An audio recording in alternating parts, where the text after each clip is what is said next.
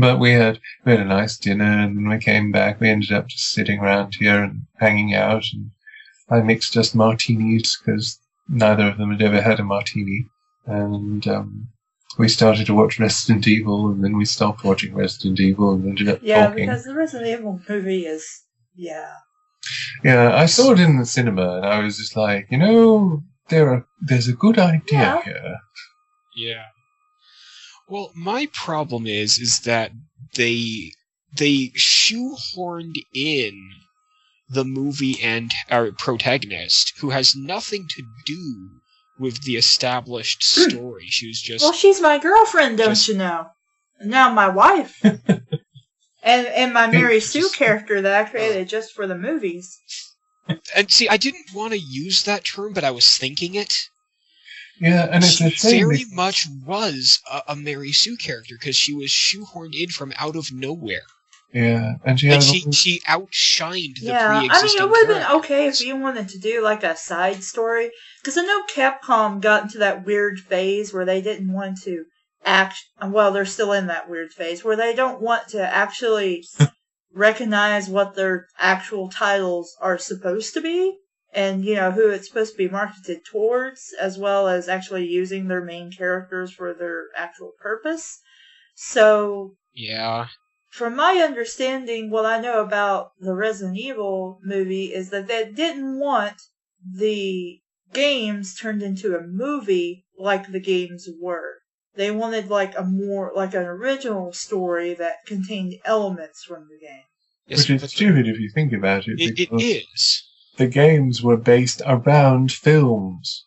Like, the games were based around a certain type of film feel. Right.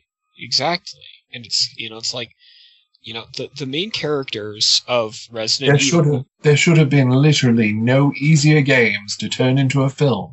Right. It's like, you already have the two pre-existing characters. You have Chris Redfield and Jill Valentine. Then you have their supporting cast, which is Barry Burton and Rebecca Chambers, right. And the main villain, which is Albert Wesker and all the monsters.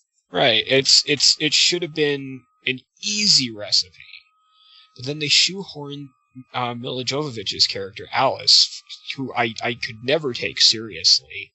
And she really was a Mary Sue in every sense of the word, because not only was she a character in from out of nowhere, she was special for no clearly defined reason. Yeah, she's just supposed to be like some kind of Umbrella secret agent who then decided to turn against Umbrella. And then her fantasy husband, who is actually Lord Spencer. I guess he wasn't a lord in the movies, but he was actually Spencer.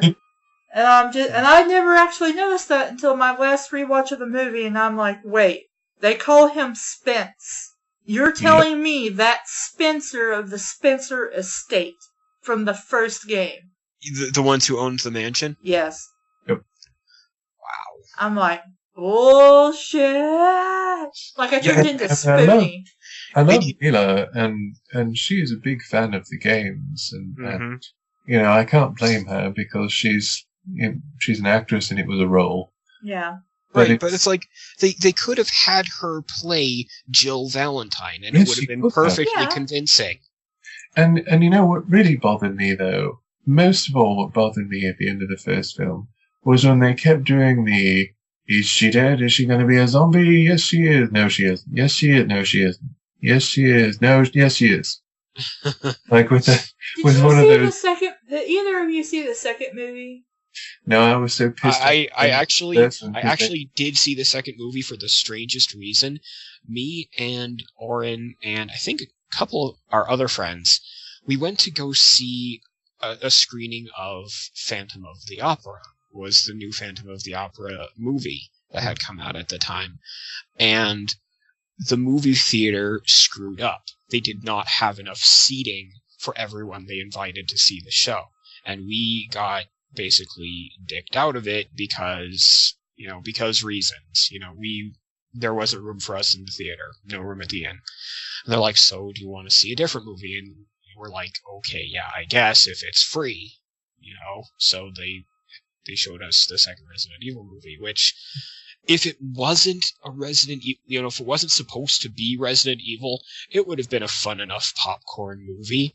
But the fact that it tried to be Resident Evil sort of threw a blanket on it, because it wasn't a terrible movie. I would disagree, because both me and my brother were like, this movie is shit. Like, the only thing they got right was Nemesis. He says stars once. And then turns out to be a good guy at the end. Well, that's what I'm trying to say, is if it hadn't been a Resident Evil themed movie, there would have been less to poke at. I don't know, man, because for what it was, even with the Resident Evil stuff that they tried to put in it, it really didn't feel like Resident Evil. It just felt like they made a really shitty zombie movie. And that's exactly what I'm trying to say.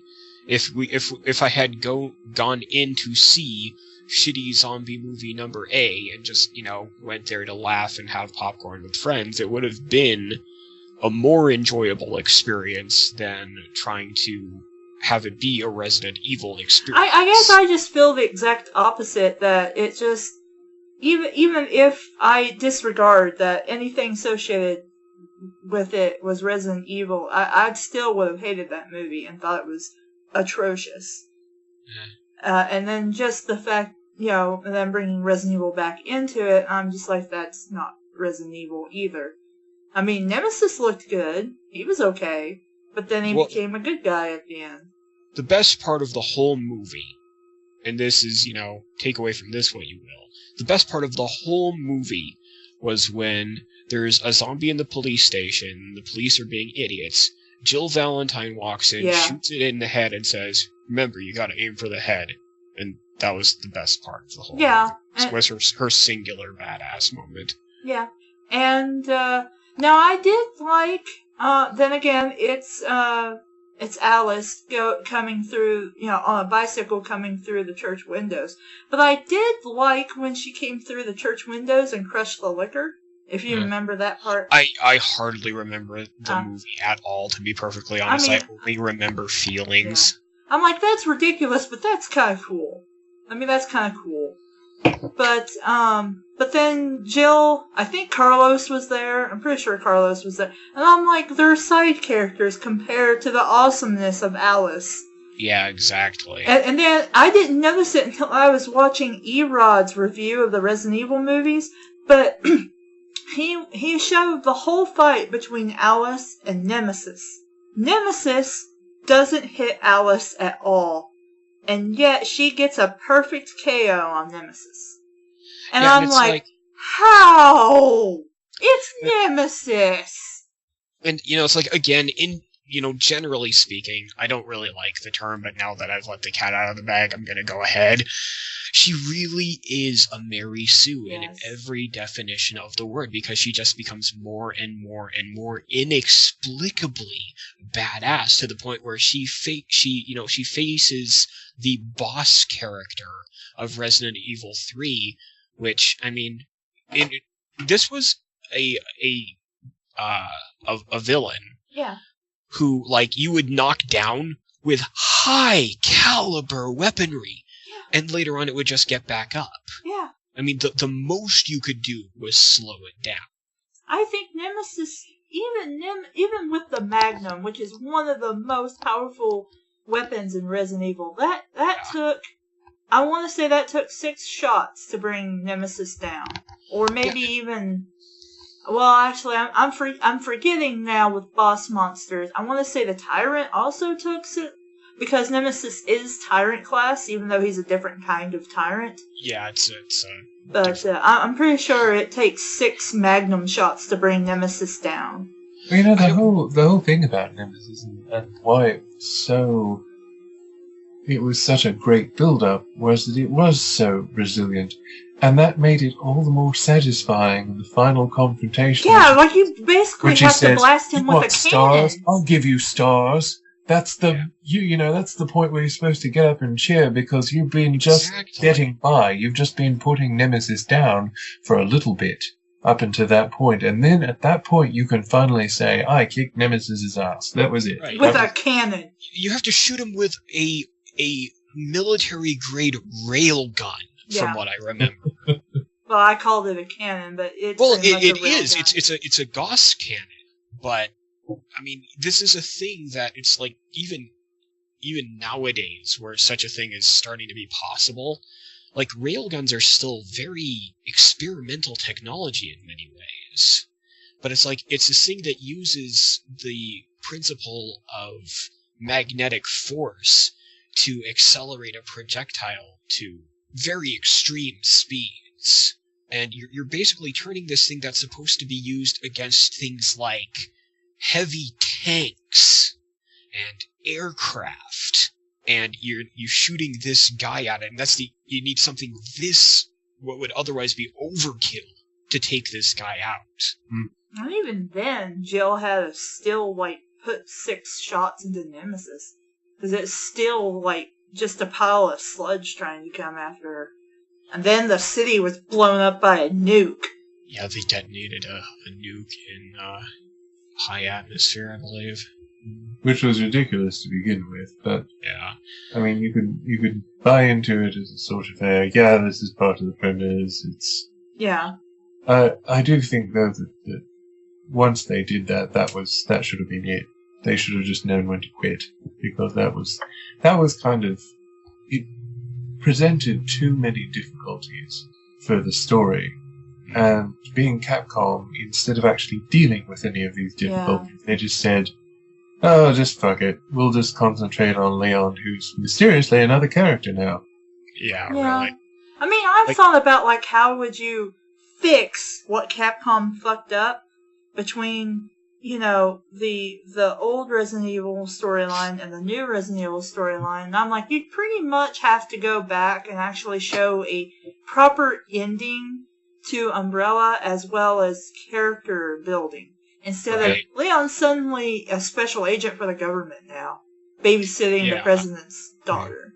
The worst part about it was that between 3 and 4, they basically decided, Umbrella just went bankrupt. And I'm like, that's bullshit! It was bullshit! That's complete bullshit! It'd be like the Nuremberg trials tenfold! Look at all the crazy crap Umbrella did! There's no way they would have just went bankrupt. Exactly. And all that would have been public knowledge. Yeah, there would have been mass executions for that. That was the biggest and most egregious problem, I think, that they ever did with that, was just say, "Oh, Umbrella went bankrupt." Well, no, you can't really you can't claim that. And if you do claim something like that, it had better be so that you can develop it later in the game. Don't just claim that and then go, "Yeah, that actually was what happened, so we're not going to touch it again." Bullshit. Yeah. You're not fighting Umbrella anymore, so it doesn't matter what happened to them. Yeah. What is especially awful about it is that, well, I mean, logistically it doesn't work either, but it's so indescribably poor a storytelling method. It's so embarrassingly bad. I mean, to what I understood, the last few games were pretty much building up to, okay, everybody who is involved in all these incidences, they're going to go right for Umbrella now and take them out and expose them. It was expressly said. And I'm like, I can't wait for this to happen. 1, maybe 2 more games, and then that's the end. And we're going to put Umbrella out of its misery for sure. I'm like, I'll be really sad when the story is over, but at the same time, it's going to feel amazing to have it explained why Wesker's still alive, how he stayed alive, how he survived the tyrant attack, or maybe did he just run away and infect himself later? I mean, you got 2 possible endings, from the first game, but anyway, and I'm like, this is going to be so amazing. And we got Resident Evil 4. Yeah, because I mean, at the end of Resident Evil 2, if you get the quote-unquote true ending, which is, when you get all the way through the train segment on Leon's side, his very last phrase, and it's the tagline at the end of the game, is he's like, "Hey, we have to go. It's up to us to take out Umbrella." And at the end of the Code Veronica, Chris says something very, very... Yeah, we're not done with. We have to take down Umbrella. And even Jill says, if you get the special ending, which I prefer because Barry shows up and saves you and Carlos, Jill's like, that's it. I've had it. Umbrella's going down. I'm like, really? It took blowing up the city? But okay. I mean, at the end of the game, you're pumped and you've killed Nemesis and you're like, yeah! And then you're kind of sad because an entire fictional city died. But it was clearly building up to that because each of the main characters said that. Mm-hmm. And it was very, very heavily implied that the culmination of the story would be exactly that. Those characters going to assault Umbrella and then to you take even them had down. the epilogues in Resident Evil 3. Barry was sending his family into hiding. He was going. Jill was going. Chris was going. Claire was going. Leon was going to go. Sherry was, I guess, in protective custody. They didn't really... I mean, they said that guy was supposed to be a government official, but they didn't really know. I mean, Ada was going to do something.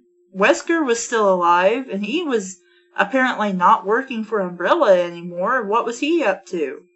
You know, I mean, there were so many good, it was going to be amazing. And they fucked it up. Yeah, and it's really especially sad because they could have built it up to this point and done one really good game of the fall of Umbrella and then ended it. And that would have been fine. But they brought up too much shit. I mean, they brought up person after person saying, we need to take down Umbrella. They had the Raccoon City be blown up, which is ridiculous. Yeah. I mean, it works in the context of a zombie action film, whatnot, you know, because it's something that happens in a couple of zombie films. But if you look at it on its own, you cannot take it seriously unless you are just way into the premise, because it's ridiculous. But if you're going to do something like that, at least do something like, well, there was a government, you know, this had gotten into the government, there were people, you know, working with Umbrella. Yeah. That could have been a part of the final resolution. It could have been, you know, that part of it was you play a character and at some point you ferret out who the crooked people are who've been working with Umbrella and how to cover their tracks, you know, by destroying Umbrella City or Raccoon City. Well, even I had an idea how you could make that have sense of, like, because one of the questions is the U.S. government blows up Raccoon City. Well, how would they know? You know, and they even publicized that the fact that the government did this on TV, you know, with the broadcast at the end. Yeah. So clearly, they knew that the city was fucked, and it was fucked horribly by a virus that turns people into zombies. So the question is, who told them that? How did they get that information? How did they confirm it? I'm like, well, let's see. Jill, Chris, Barry, then Leon, and Claire, and Sherry. I mean, there's like 6 characters here, and then plus probably the government investigating on their own, most likely. Yeah. Yeah, they just had so many directions where they could have actually gone, and they didn't choose any of them. And I mean, sometimes it's great when you have someone take a different direction than expected and do something different and new, but this isn't one of those situations. Right. This is definitely not one of those situations. That's one of those times where something was expressly built up to and then did not happen. Mm-hmm. Yeah. That was like the biggest letdown of because I was still in college when Resident Evil 4 came out, and some guys were talking about Resident Evil 4, and they're like, "Oh man, it's awesome! It's so good!" You know, and I just approached them. I'm like, "Hey, I'm a Resident Evil fan, but I've been a little skeptic to get Resident Evil 4. Do you guys really think it's a good game and makes sense, you know, as a Resident? Yeah, get it. It's good. Trust us, you won't regret it." So I'm like, well, okay. I mean, I still don't know, but yeah, I guess I could get it and see. Worst decision ever. Because I'm just like, with the exception of maybe like 4 things that happened in the game, one being actually scary, that was kind of a shitty Resident Evil game. If you want to say it was a Resident Evil game. Period. Well, and the thing is, it was such a break from everything that had been established at a Resident Evil game was to that point. It was so much more of a shooter game at that point. It wasn't a survival horror game. It was a third-person shooter. Yeah, action event, and then pretty much action adventure shooter. Quick time events. Oh yes, and quick time events. I hate quick time events. I hate those things. I mean, every once in a blue moon they're done right, but it's definitely the exception. Like, I like the big scare at close to the end of the game when you're in the laboratory, like the flaming zombie comes out. Yeah, like, that was scary. You know, fortunately or unfortunately, depending on your perspective, I've never actually played any of the games past Code Veronica. I don't think you're missing anything, with the exception of one good scare and maybe one actual funny line, because they're trying to say the whole in-joke is that they intentionally gave the characters bad dialogue. You know how, like, in the original, like, the very first game, like the Jill sandwich and stuff? Just like, oh god, this is horrible. Yeah, so that they try to say they purposely made really bad, cheesy lines. Like, Leon meets a character called Lewis, and your first boss shows up, and Lewis calls him the Big Cheese. Just casually says, oh, it's the Big Cheese. And Leon, from then on, refers to your first boss as the Big Cheese. And I'm just like, why, Leon? It doesn't even sound funny. Like, Lewis said it, and you're just like, oh, okay. But Leon says it to Hunnigan when he's talking to Hunnigan on Skype, I guess. They never really make it clear how he's talking to her. And he just like, oh yeah, I just met the Big Cheese of the place. And I'm just like, stop saying that. Like, all the dialogue is so stupid. And I'm like, it's not even stupid cool like it is in the first game. It's just stupid. And then you're in a castle, and I'm like, what the crap? And you're fighting a midget dude, and apparently he doesn't age or something. And then he tries to kill you James Bond style, mad villain style, by opening, like, apparently the floor collapses when he yanks on a cord. And if you don't quick time event fast enough, you'll be impaled on spikes at the bottom of the pit. And then literally, the villain has like this old gramophone kind of thing. You know how like, apparently old people had like this big horn or something, like they would put in their ear if they were hard of hearing? Well, he has something like that that's supposed to be attached to, the pit where Leon's supposed to be falling to his death.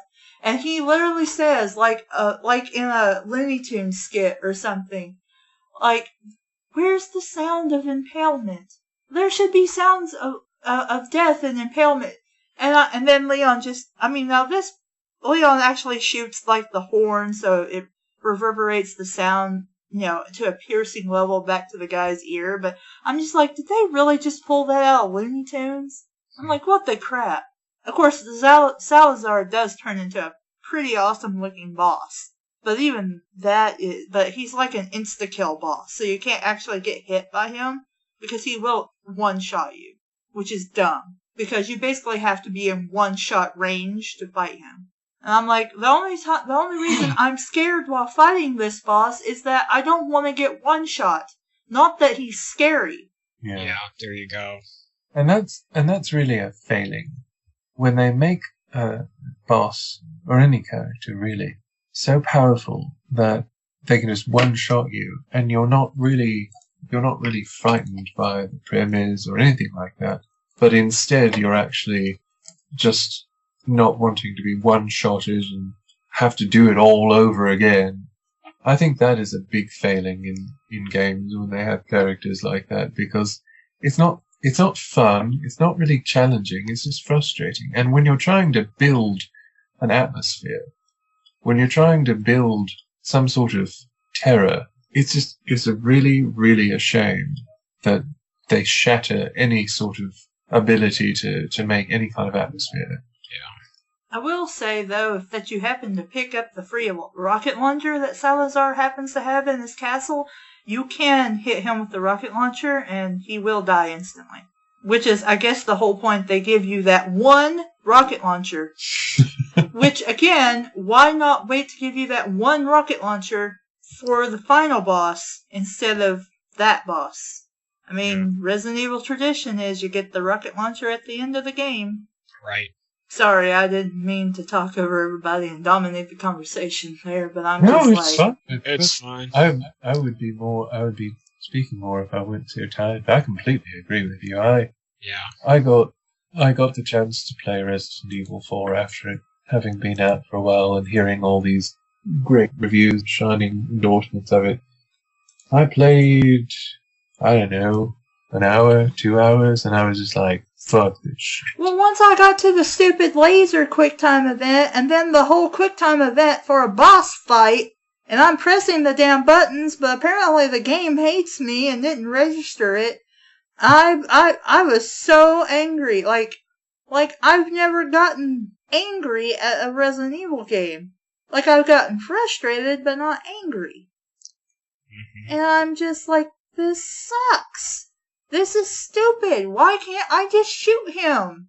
Why can't he just shoot me? Why do I have to die? Why are all these lasers insta-kill? They took this right out of the Resident Evil movie. And what's so terrible about these QuickTime events is it makes it seem like it's less interactive. And you basically have to figure out exactly how the developers wanted you to do this. Exactly. There's no, like in the other ones, you basically have to follow the same path, but you can figure out how to do things yourself. And there is a possibility of doing things in like a slightly different order. You felt like, yeah, I solved this puzzle or something. You know, you weren't like, okay, I need 3 pieces of some kind of gem that I gotta go through an army of dudes for, and then just put it together and there I go. That does not feel rewarding. I like to actually figure stuff out. And QuickTime events are not rewarding. The only reward that comes from QuickTime events is not getting killed by them. Right. It doesn't make you feel like you've accomplished anything. Except that I got through them and I don't have to do them now. As long as I save. You know what the worst part is you know where QuickTime events originated? They originated in arcade games. They were meant to be coin eaters. Uh-huh. Basically, it was something that came up in certain games. Like, I can't remember the name of this one beat-em-up.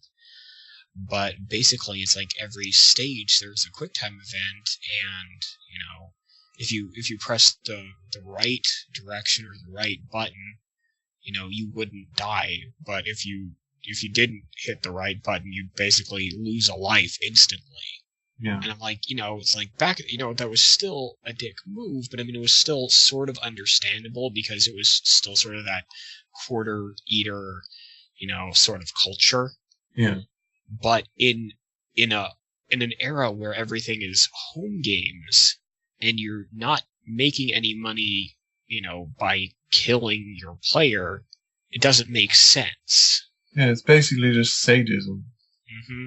And that's really unforgivable. Like in the Dungeons and Dragons game, I can see why there are a lot of, you know, things that you have to account for that might be seen as cheap. Because these were arcade games. These were games made to eat coins. Correct. They were not meant to go through on one coin. If you go through on one credit, you are amazing. Yeah. And that's why you were amazing, because they weren't meant to be like that. That wasn't meant to happen. Right, because that's why 1cc is such a great achievement for a real arcade game. But games by the time of, you know, Resident Evil 4, there was no excuse for that. And it had so many cheap moments in it too. I mean, there really wasn't any excuse for it even back in, say, Resident Evil 2. We were already past that. Yeah. But yeah, I mean, it's like, if you could get a 1 credit clear on, you know, almost any arcade game, you know, even, I would say, it's like, when I play something like Soul Calibur in the arcades, and I'm able to get through the game on 1 credit, I feel pretty good about myself. Mm-hmm. But, I mean, something like the D&D arcade games, it's like, well, I mean, the odds of you getting through that on run credit are just infinitesimal. Yeah, well, it would, it's pretty much just almost impossible on your own. Yeah. It's much better if you have someone else playing with you, but even if you have a full party of 4, it's still very difficult.